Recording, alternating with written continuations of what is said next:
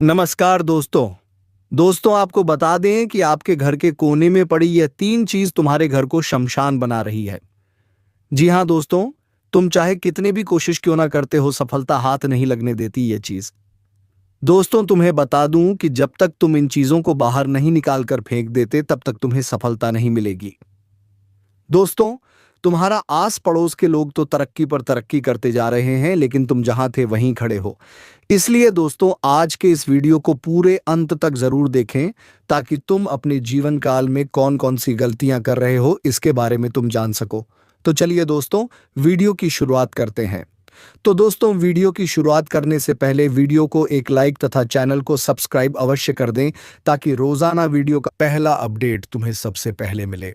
और हाँ दोस्तों, कमेंट बॉक्स में जय मां लक्ष्मी जय बाबा कुबेर अवश्य लिख दें ताकि माता लक्ष्मी और बाबा कुबेर की कृपा दृष्टि तुम्हारे ऊपर बनी रहे और तुम्हारे जीवन में धन संपत्ति की कभी कोई कमी ना हो।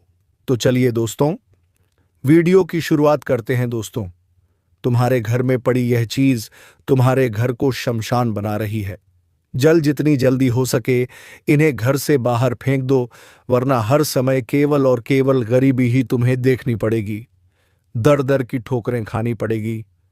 तुम्हारा रिश्तेदार, तुम्हारा पड़ोसी, तुम्हारा दोस्त बड़ी बड़ी गाड़ी लेकर आएगा, बड़े बड़े बंगले बनाएगा, लेकिन तुम जहां थे वहीं के वहीं रह जाओगे, क्योंकि जिन तीन चीजों के बारे में आज की वीडियो में हम तुम्हें बताने वाले हैं वह तीन चीजें वास्तुशास्त्र के हिसाब से भी गलत है।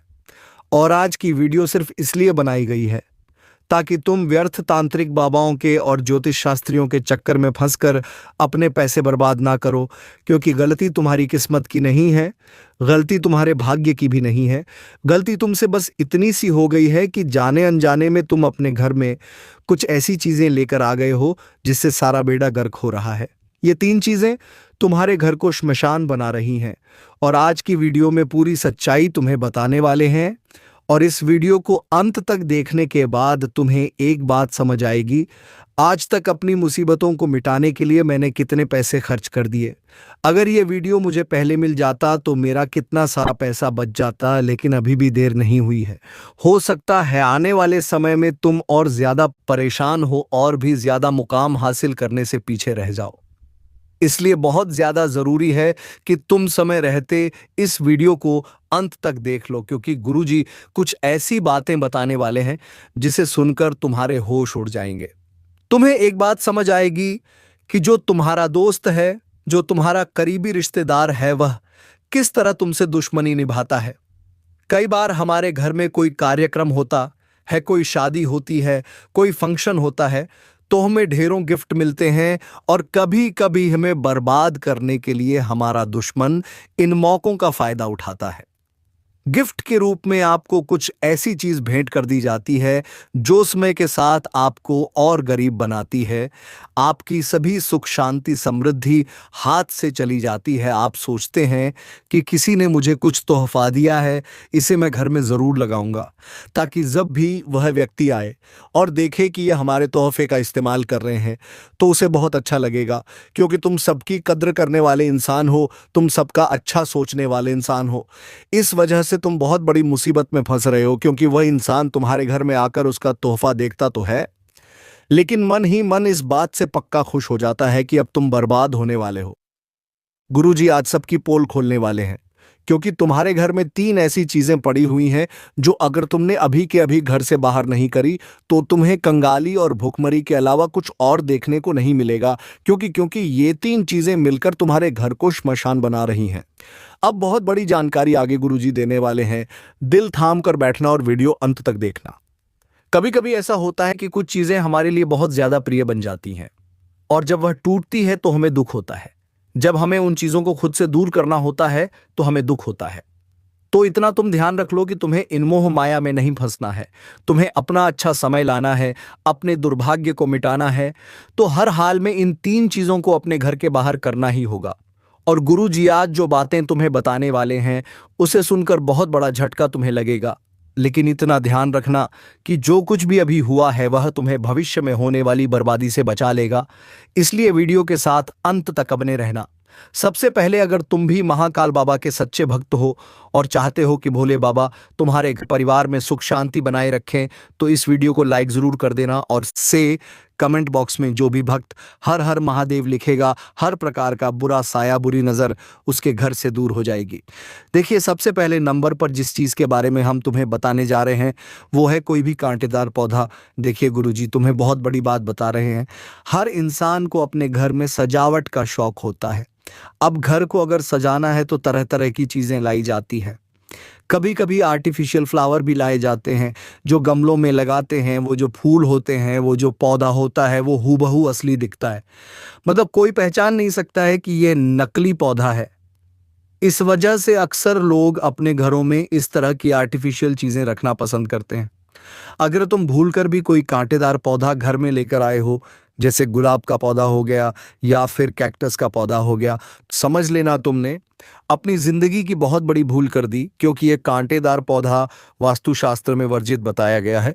जो इंसान जाने अनजाने में अपने घर में कैक्टस ले आता है और सोचता है कि इससे घर शानदार दिखेगा, होता उल्टा है। उस इंसान के घर में और ज्यादा नकारात्मकता आने लग जाती है। कभी कभी तोहफों के रूप में भी हमारा कोई दोस्त रिश्तेदार हमें यह पौधा दे देता है। तो इतना ध्यान रखना, वह आपका दोस्त नहीं बल्कि सबसे बड़ा दुश्मन है, क्योंकि का पौधा आपके घर को श्मशान बना सकता है। आपके घर में कुछ नहीं बचेगा, धीरे धीरे यह सब कुछ हड़प लेगा। अभी के अभी हर प्रकार का कांटेदार पौधा घर से बाहर करो, वरना तुम्हारे जीवन पर बहुत बड़ी मुसीबत आ सकती है। अब हम एक बहुत बड़े राज की बात बता रहे हैं जो तुम्हें कोई और नहीं बताएगा। गुरुजी की बात को बहुत ध्यान से सुनना। देखिए, बारिश का मौसम शुरू हो चुका है, मानसून आ चुका है। कभी कभी मौसम करवट बदलता है, एकदम तेज धूप अत्यधिक वर्षा का रूप ले लेती है। अब आप तो घर से छाता लेकर नहीं निकले। अब मान लो तुम किसी रिश्तेदार के घर गए हो, किसी दोस्त के घर बैठे हो या कहीं भी जरूरी काम से गए हो और अचानक से पानी शुरू हो जाता है। अब आप इस सोच में गए थे कि पानी आने के कोई आसार तो नजर नहीं आ रहे, लेकिन अचानक से पानी आ गया, क्योंकि बरसात का मौसम है, कभी भी कुछ भी हो सकता है। तो तुम इतना ध्यान रख लेना कि भूलकर भी सामने वाले किसी व्यक्ति का छाता अपने घर पर मत लेकर आना। कभी कभी ऐसा हो जाता है, हमारे रिश्तेदार हमसे कहते हैं कि आपको घर जाना है, आप भीग जाओगे, आप हमारा छाता लेकर चले जाओ। अब इंसान भी सोचता है कि कल इन्हें अपना छाता लौटा दूंगा और अभी इनका छाता ले लेता हूं, और वह उनका छाता लेकर अपने घर आ जाता है और यहीं से भाग्य दुर्भाग्य में बदलना शुरू हो जाता है। आपने देखा होगा, जब भी किसी इंसान की मृत्यु होती है, जब भी किसी पूर्वज के निमित्त दान करना होता है, तो उसमें कुछ चीज़ें विशेष होती है, जैसे कि छाता हो गया, चप्पल हो गई, क्योंकि ये चीज़ें घर की नकारात्मकता को सौंपती है। आप किसी कोई चीज़ें दान करते हैं तो ये आपके लिए फलदायी होती है। अब जरा ध्यान से बात को सुनना। उस इंसान का छाता लेकर आप अपने घर आ गए। आपका उद्देश्य गलत नहीं है, आपने सोचा है कि कल उसे वापस लौटा दूंगा, लेकिन एक दिन भी वह छाता अगर आपके घर में रहेगा, आपके आंगन में रहेगा, पार्किंग में रहेगा, तो बर्बादी के अलावा और कुछ नहीं लाने वाला। क्योंकि जिस घर का वो छाता है, उस घर की नकारात्मकता को, उस घर के काल को, उस घर के टोने टोटके को, बुरी नज़र को वह छाता सोख रहा है। यह छाती की प्रकृति होती है कि वह अशुभ प्रभाव सोखता है, लेकिन केवल और केवल मालिक के, जिसका वह छाता होता है। अब आप अपने घर में वह छाता लेकर आ गए, तो उस घर में उसने जितनी भी नकारात्मकता अपने अंदर ली है, वह तुम्हारे घर में डालना शुरू कर देगा। सीधे शब्दों में कहे, किसी और की बला तुम्हारे घर में आना शुरू हो गई। ऐसा ही कभी कभी चप्पल के मामले में भी होता है। आप किसी अपने के घर गए, किसी दोस्त के घर गए, वहां पर अचानक किसी कारणवश आपकी चप्पल टूट गई। अब वहां पर वो इंसान ये सब देखता है, अब सोचता है कि आखिर आप नंगे पैर घर कैसे जाएंगे। आप भी यही सोचते हैं, तो वह उसकी चप्पल आपको दे देता है कि आप अभी हमारी चप्पल पहनकर घर चले जाइए। और आप भी सोचते हैं इसमें क्या ही बुरा है, कल वापस इनकी चप्पल इन्हें लौटा दूंगा। लेकिन बुराई यहीं पर है, तुम्हें यहीं पर सचेत और यहीं पर सावधान रहना है। हो सकता है वह इंसान अच्छा है, वो आपका भला सोच रहा है, छाता देकर भी उसने अच्छा किया, चप्पल देकर भी उसने अच्छा किया, लेकिन आप और वह यह नहीं जानते कि यह सारी चीजें वास्तुशास्त्र से घर जुड़ी हुई हैं और वास्तुशास्त्र इसके पीछे बहुत बड़ा शुभ और अशुभ प्रभाव बनाता है। वो चप्पल जब आपके में आएगी तो उसके घर की सारी दरिद्रता अपने साथ में आपके घर ले आएगी। कुल मिलाकर वह इंसान तो आगे बढ़ेगा और आप पीछे होते चले जाएंगे। अब मान लीजिए आप उससे छाता लेकर आए, 2-3 दिन भयंकर बरसात चली, आप उसे छाता नहीं दे पाए। 2-3 दिन बाद आप अपने कार्य में व्यस्त हो गए और फिर तो आप छात्रा देना भूल ही जाते हैं, चप्पल वापस लौटाना भूल ही जाते हैं और फिर होती है असली खेल की शुरुआत। धीरे धीरे व्यापार पर असर होने लगता है, धीरे धीरे परिवार के एकता पर असर होने लगता है, नौकरी में चिड़चिड़ापन शुरू होने लगता है, स्वास्थ्य बिगड़ने लगता है।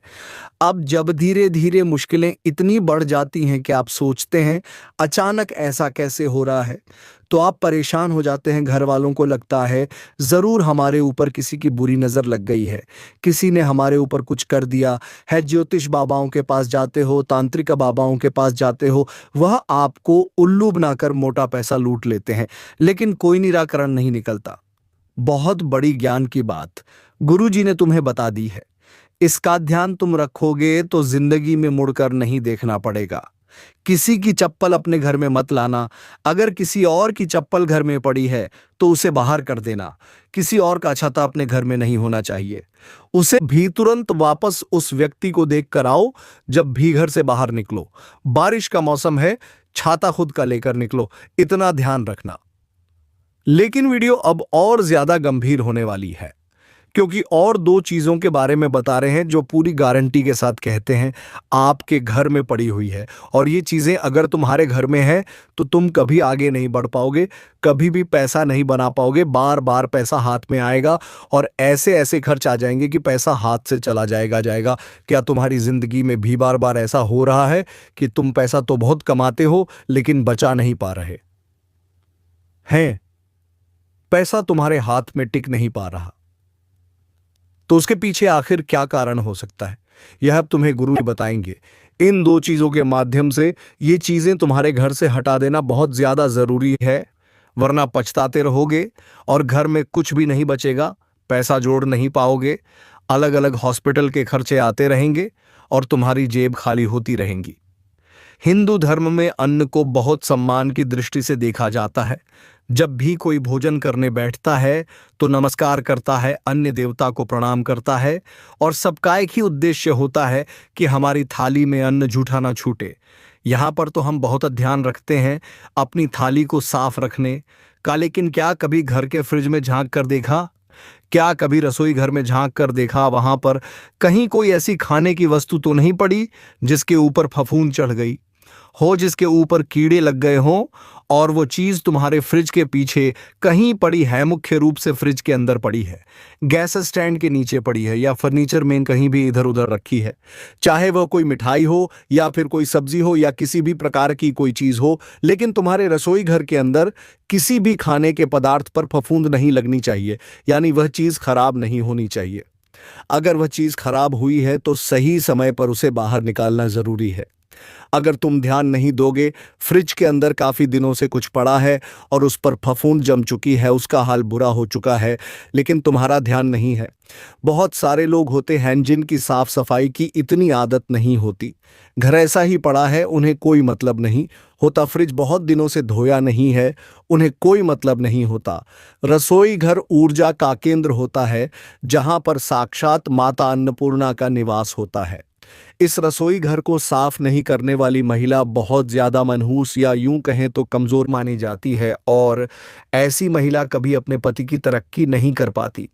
ऐसी महिला कभी भी अपने पति के लिए सौभाग्यशाली साबित नहीं होती। तो तुम थोड़ा सा ध्यान रखना अपने रसोई घर का, वहां पर बहुत ज्यादा झूठे बर्तन भी नहीं होने चाहिए, वरना गरीबी और कंगाली देखनी पड़ेगी। कुछ लोग होते हैं जो समय पर बर्तन नहीं धोते, 1-2 दिन निकल जाते हैं। रसोई घर के सिंक में यूं ही झूठे बर्तन पुराने पड़े होते हैं।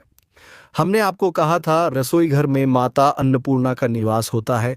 आप अपने घर को देवी स्थान बनाना चाहते हो या श्मशान बनाना चाहते हो, या आपके हाथ में है लेकिन आपके रसोई घर में कोई भी खराब चीज़ पड़ी नहीं होनी चाहिए, फफूंद लगी हुई चीज़ पड़ी नहीं होनी चाहिए, वरना ये आपके घर में दुर्भाग्य को खींचेगी।